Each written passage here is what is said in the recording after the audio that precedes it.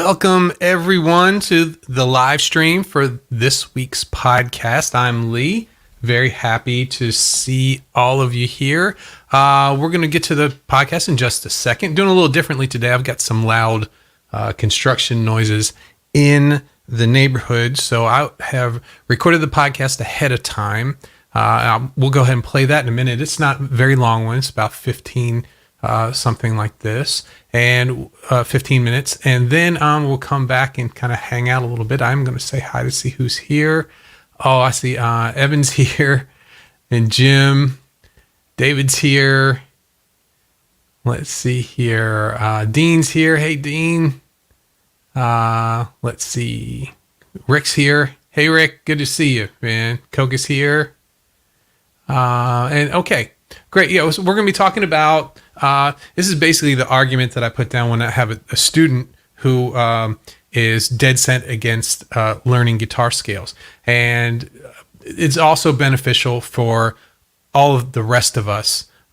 So we can see really what the things we can be applying through knowing guitar scales, knowing scale theory and chord theory, how it can make our rhythm playing better. So I'm going to go ahead and get that started right now.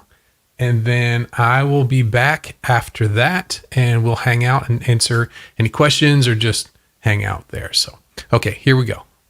Today I uncovered the secret weapon of great rhythm guitarists, and that's guitar scales. Join me as I show how learning a little bit about scales can give you a lot of progress with your chords. So stay tuned. Hello and welcome, friends, to episode 174 of the Play Guitar Podcast. I'm Lee, and this is the podcast that's determined to make you a better guitar player. No matter if you're just starting out or you've been playing for years, this is the show that will help you become the guitarist that you always wanted to be. If you're new here, make sure that you subscribe to the podcast and check out the description for all of the links from the show. And this episode is brought to you by Play Guitar Academy, where you learn the right skills at the right time, in the right order, to put guitar frustration in your past. Here's the question. Why should I learn guitar scales? Quick answer. If you don't, you're limiting your progress as a musician. And here's why.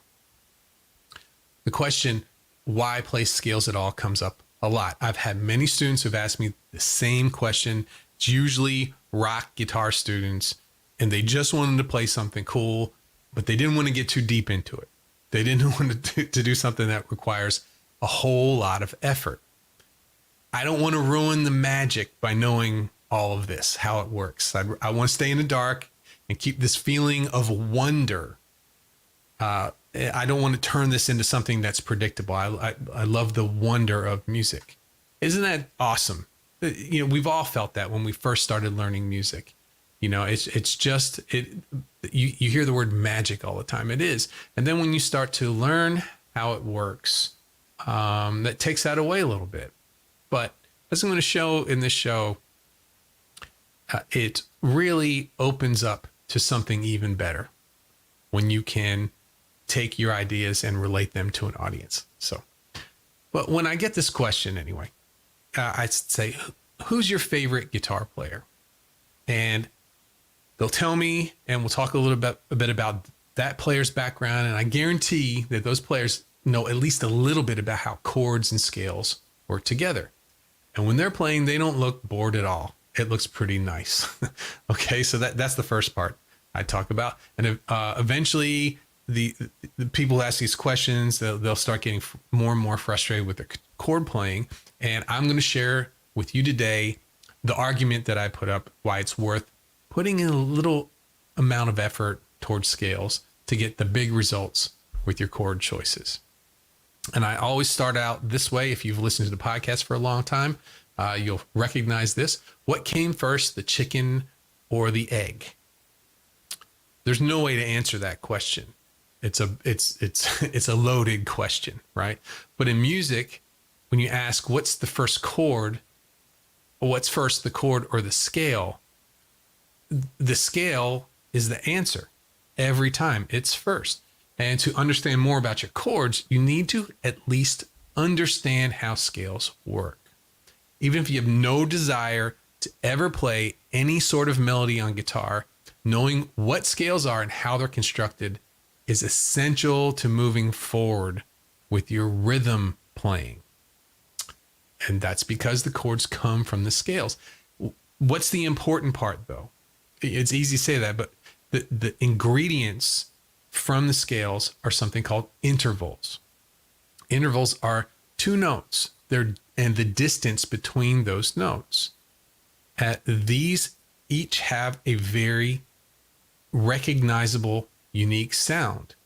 And when you mix those together, you start to get little sound nuggets that blend, and they give your chords the unique sounds and feelings that they put across.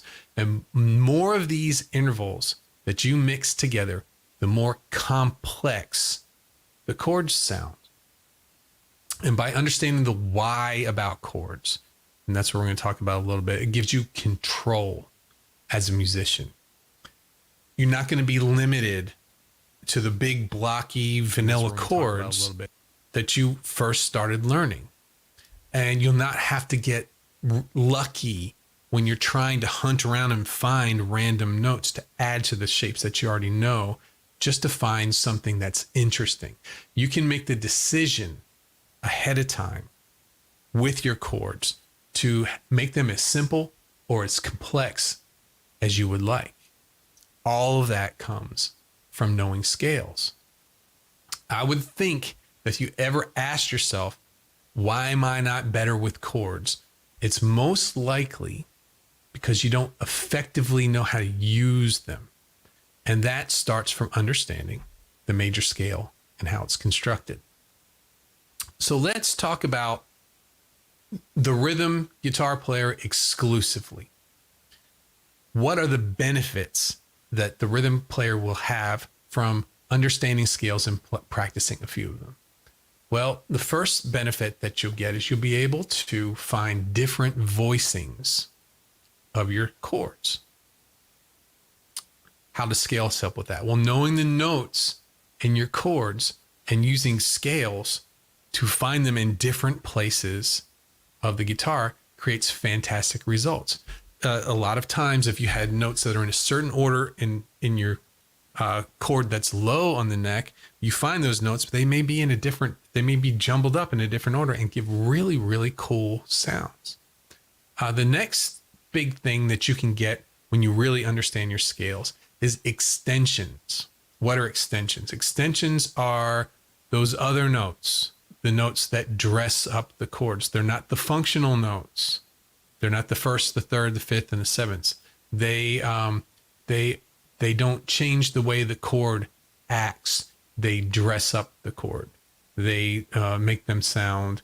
They can sound very fancy, or they can make them sound very, very tense too. And we get those from scales. As you go up the scale and you're skipping every other note to get your initial chord tones, if you keep doing that and you start landing on extensions, the 9th, the 11th, the 13th, and you can alter them to get all sorts of different sounds. It's a very, very wonderful thing to be able to do to your chords. Another thing, a benefit that you would get is something called voice leading. If you're not familiar with voice leading, I'm sure you've heard it before. I'm 100% you've heard it before. And that is the sound of one note of a chord resolving to another note of a chord. It's a tension and release. You hear it and it wants to go somewhere, and it feels good when it lands on the new chord. A very basic way to demonstrate that is with suspended chords. I'm going to use a D chord here, and I'm going to add my pinky on the 3rd fret of the high E string to make a D sus chord. Now, does this chord sound settled by itself? It sounds like it needs to go somewhere. It needs to go, to my ear, it needs to go down. So I pull that away to the F sharp, or the 3rd of the D major scale. D major chord. So from the 4th note of the scale to the 3rd note of the scale gives us that sound of voice leading, that tension and release and direction in the notes of your chord. How about building your own chords, being able to build your own chords? Sliding those, I talk about the big blocky chords that you learned in the beginning, the bar chord shapes. And everyone does this at first. They'll say, oh, I'm playing a G chord. I need to play a D. Well, they just slide it up to the 10th fret. C at the 8th fret. That's okay for a while. But at some time, you start to realize that's not the best sound for every situation. There's better sounds than that. So being able to see different chord shapes as you go through your scale patterns across the fretboard will quickly get you the sounds that you need anywhere on the guitar. Taking these diagonal lines and the different chord shapes that we find, when you start to see them in patterns 9 times out of 10, that may be the same sound just in a different area. Okay, let's talk about communicating with other players. Understanding your scales, knowing a bit about scales is very beneficial when you're communicating. Why is that? Well, not everyone in your band is going to be a chord player. You're going to be playing. There's bass players and horn players. If you're in a band that has a horn line, these players are in your life, and you have to know how to relate musical ideas to them. They are linear players. They are dealing with the line, the melodies. In fact, even though that horn players, they generally play in a group of different horn players, they know a lot more about chord voicings, especially the people who are writing the horn charts. Anyone who writes those needs to know how chords and single note lines work together. But horn players could, and honestly, piano players, anyone they could care less about the shapes that are on our guitar, and they could care less about what fret we're playing on. It means nothing to them. Those things are exclusive to fretted instruments, but they do know about scale degrees, and they do know about chord theory. So knowing your scales can help you relate some of the ideas you're trying to play on your instrument to them. Let's talk about why practicing the patterns themselves, the actually physically practicing all of these different major scale and minor scale patterns, why that's beneficial for rhythm guitar players. Well, the big thing for me is control of picking between strings.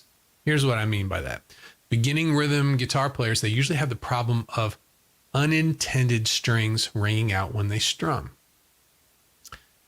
The reason is because they're used to only practicing broad strumming movements. Okay, but when we get down to scale patterns, it's a much thinner distance that we're moving. It's a much smaller distance. Not all chords also go across all of the strings. Sometimes you'll play a chord and you need to avoid certain strings. That's not easy to do when you're a big strummer, right? It requires a little bit of precision, a little bit of muting, but that string to string precision that you get from practicing scale patterns really can help with putting your pick in just the right place to avoid some stuff that some people who play, kind of like a bull in the china shop, they're just going to blow past that and let the strings ring out.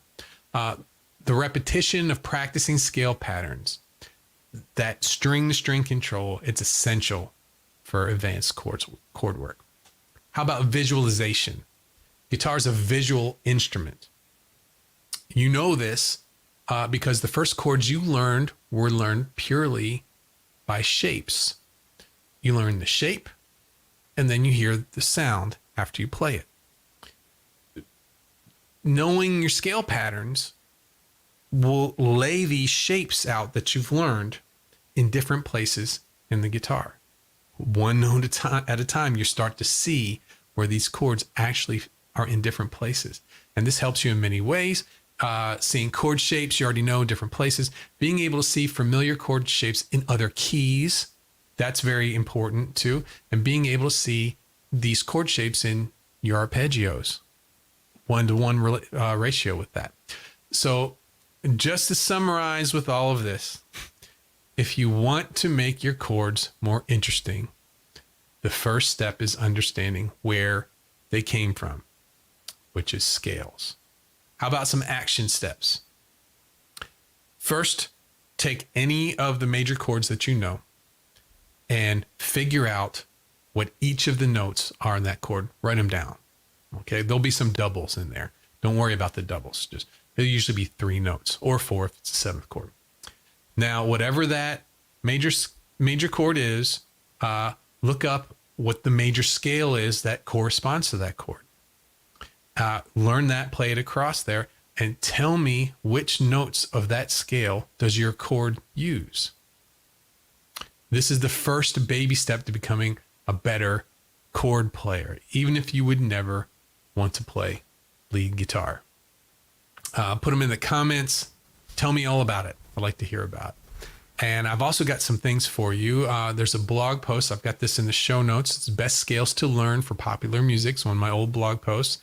I'll get you started with that. And then also, I've got my guide to clear sounding chords to make sure that all your chords are coming out nice. All the adjustments are made there. And that's at playguitaracademy.com/chord guide. And I'm going to go ahead and call it for today. That's a wrap. Thanks for joining me today for the Play Guitar Podcast. Make sure to hit the button below to subscribe to the show. If you're watching on YouTube, hit the notification bell so you can get all of my content as soon as it comes out. Are you ready to fill in all the cracks and use my roadmap to get your playing moving forward again? If so, I'm ready to help. Head on over to playguitaracademy.com. And thanks again. I will see you on the next episode. Hey, I'm here. So, yeah, I recorded that a little bit earlier because we've got a lot of construction, a lot of music blasting, and I needed to have some clean. I found a time when there wasn't any noise going on. So I recorded that a little bit before we came on here live. We are having an issue, and I've looked it up. It was only on the groups page. For some reason, Facebook didn't allow us to stream more than 30 seconds on the group page, but it is on my personal page. I put the links to it there. It's great to see. Let's see here since I started, we've got some folks popping in. Let's see here. David said, it does not take away the magic for me. The more I learn, the more I appreciate the songs I love. That's awesome, man. That's great. That's great. Matthew's here. Hi, Matthew. Let's see here. Scott says that something happened to the live stream. Yeah, for some reason the group it didn't go to the groups, but it is on my personal page. And if you can't get to that, just send me a friend request. I'll make that happen. Let's see. Evan says, no, you need those other chord voicing. Yeah, you do. Those black chords, sliding that major chord up and down. It's a dead giveaway for that's the beginnings of some chords there. They're literally everywhere. That's right. Hal's here. Good to see you, Hal. Kevin was here too. I don't know if I said hi to Kevin earlier. And let's see here. Les was here as well. Let's see. And Chris asks, is this a new guitar that I've got there? No, it's not the new. This is a Mexican Strat that I've had for a while, with the mint pickguard, and these are the DiMarzio pickups. And I've got a stacked. It's a side-by-side. It's not really a stacked Hummer. It's a side-by-side P90 type there. And it's usually up there on the wall. I just felt like playing it for a while. The strings feel a little light. I might put some heavier strings on it there, though. But I've been playing this for the past couple of days. Let's see here. Scott's here. Hey, Scooter. How you doing, man? Hope you're doing good. Scott says, it's strange. When it comes to scales and chords, my knowledge is slim and none. I use the trial, error, hunt, pick, and miss Knowledge is a wonderful thing. Would have made things a lot easier for me. Yeah, it's it helps. I know. I remember me and you sitting in the practice room doing some scales every once in a while too. But yeah, it does. You do get that. It does speed things up a lot. You can catalog those different sounds that you get and add those to the chords on your own. So good stuff. Good to see you, Scooter. Looking forward to what are we going to do next? What do you feel like? What do you feel like podcasting next, man? That'd be fun. Chris says I had forgotten the white one. Yeah. This is fun. It's a fun guitar. It feels good, and not so these DiMarzios are the areas. The area. They're a little compressed than what I'm used to, which is, not necessarily a bad thing, especially when you've got some gain on there. You don't have to fight as hard. But I don't know. I'm back and forth about whether this was set up to be my noiseless guitar. And this is for in case I would play a place where the electricity was so bad, it would just hum like crazy. So I always had one of those. So I would bring if I was playing Les Paul, that would be my main guitar, my red Les Paul. And then I would carry, usually a Strat. And that way I'm good, the Les Paul will be humbucking. But if I was playing a Strat as my main guitar, I'd always bring this as my backup, just because it had the noiseless pickups in it, so I could get through a gig. But I'm thinking about maybe putting just some regular pickups in it and see. Chris says, "Yeah, the noiseless make." Yeah, it's just getting through the gig type thing. But it's a fun guitar. It plays really nice. Let's see here. Hal says, "Hey, Scooter and Lee, future acoustic show, passing notes, walks, and runs. I bet Scale Talk will come into the discussion." Yeah, that'd be fun. That'd be very fun. Bass note walks, inside voice leading, inside chords is always cool. There's a lot of cool stuff there. Listen to some Chet Atkins the other day. You hear a ton of that there too. So let's see here. I missed a few as going back here. Rick was talking to Evan, and he said, "Doing great, Evan. Really enjoyed hearing about your playing out experience." I've been enjoying it too. It's been a lot of fun, and not a lot of us are able to play out now, so it's great, kind of living vicariously through Evan's experiences, which has been fun. Hey Evan, has the weather gotten any better? Have you been able to get out there and do any playing since then? And let's see here. I'm gonna head back a little bit, just make sure I didn't miss anything. I think I've got everything. But it was good to see. Matthew's been kind of a regular here, so it's good to see you, Matthew. Les is here, Scott, and a few new faces coming in here. So good things. Les says, trying to use the scales to speak musically, figuring out the movements behind the one, the flat third, fifth. Cool. Yeah. When you say speak musically, are you talking about phrasing? How to sound like you're not just running scales and making melodies up there? I'm thinking that's what you're talking about. But I'd love to hear a little bit more, less about that. How they're getting them to speak musically. Let's see here. Weather's nice today, but haven't had the chance to get back out. Hopefully this Thursday or Friday. Awesome. Hopefully somebody gets to record in that. We could see a little bit about that. Florida's starting open up for live shows. Yeah, there's been a bunch here that I've seen, all outdoors, the ones that I've seen here, but some things have been going on inside. I just read Davis been holding Rolling Stones tickets for a year and a half. Let's hope that things open up while they're still going. Right. Yeah, it's that time of year where you're feeling like playing too, you know. Uh, I've also, let's see, what's going on in the academy. I've added some stuff this past weekend, all of the prerequisites for all of the levels.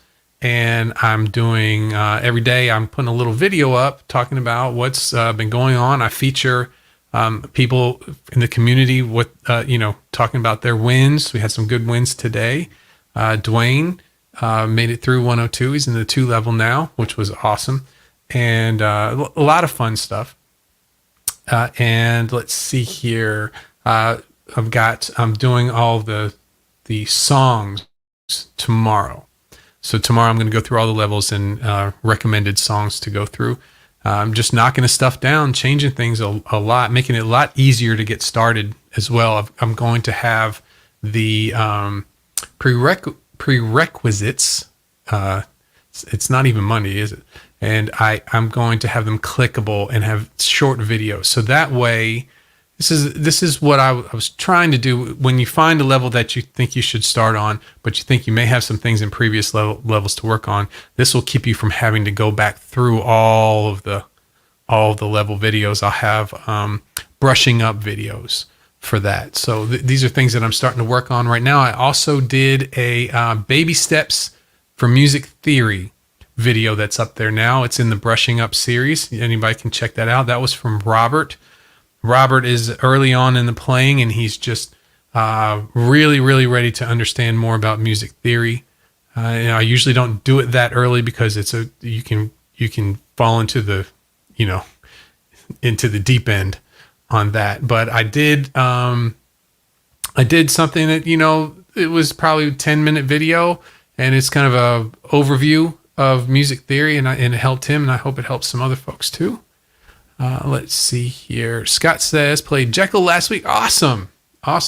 And Perry this coming Saturday. Where are you playing in Perry? At the hotel? Perry Hotel? Was Good Medicine.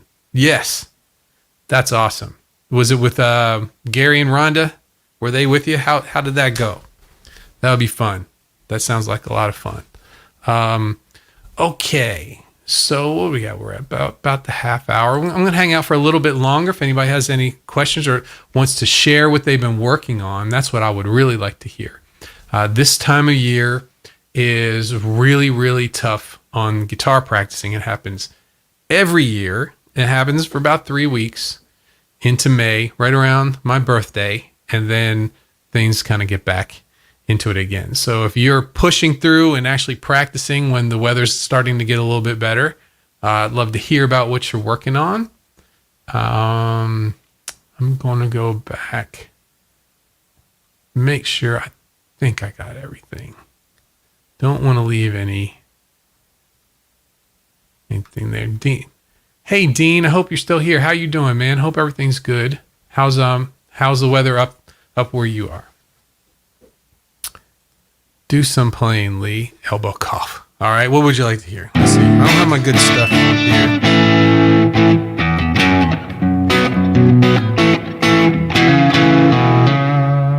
Let's see. This is one of my older ones.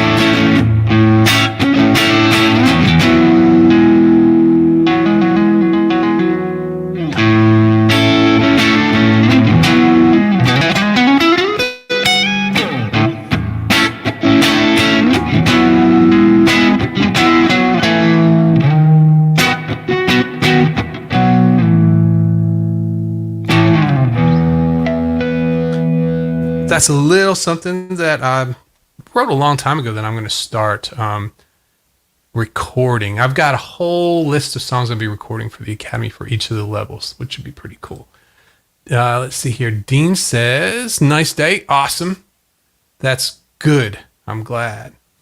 Evan says, after I did a little bit of that recording, I felt a bit motivated to start another chord melody. So I did that, worked the 2-5-1 arpeggios. You just awesome, man. There's Wiggle. Wiggle, what's up, man? How you doing? Hope you're doing good. Good to see you. So Hal says summer is coming. So working on some Jimmy Buffett. Perfect, man. Perfect time for that. We've got the Margaritaville right down the street. They have a car show the other day we went to, which was a lot of fun. They have kind of like an entertainment area right there. Actually, there's like a seafood restaurant that has bands there. I'm going to go check out some bands there at some point. David is working on all 5 F minor pentatonic patterns.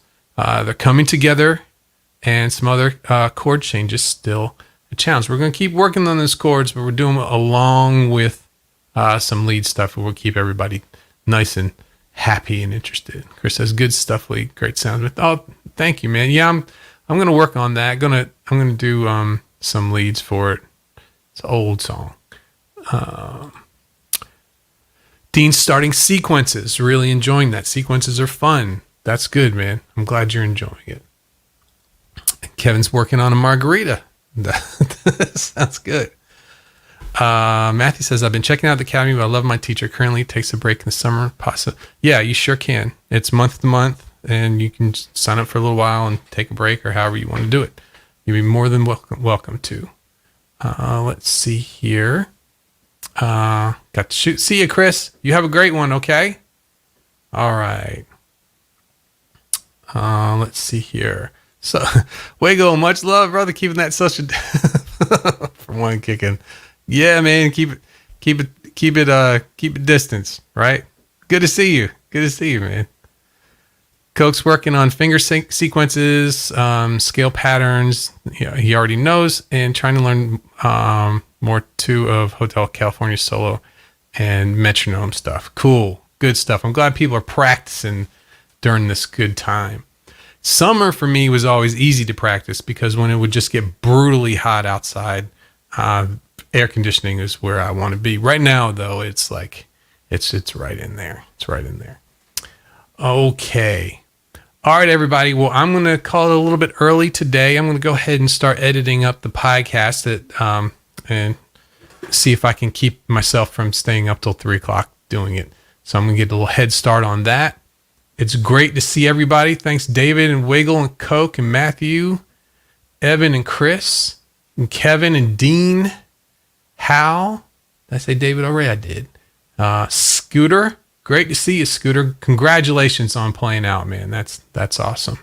Les and Chris, Rick. Great to see you, Rick. And let's see here. I think I said Hal and Dean, and I may have got everybody. Evan, of course, Evan. And Jim. Jim was here earlier. Hey, Jim. Okay. All right, everybody. So I will see you soon. And of course, you can hop into the academy. I have a video for there each day, and you can keep up with what's going on there. So I'm reading while I was talking. So let's see here. Les said, just before we go, Les said, sorry, missed it. No problem. You look back. In fact, I think I'm going to put the pre-recorded video up in the group so people can watch that because the live stream didn't work really well. But you're trying to use scales to play licks, solos, and melody. Awesome. Glad everybody's getting it together. All right. David's off to dog class. Thanks, Rick. Thanks, Matthew. I will see you guys soon. Later on. Bye-bye.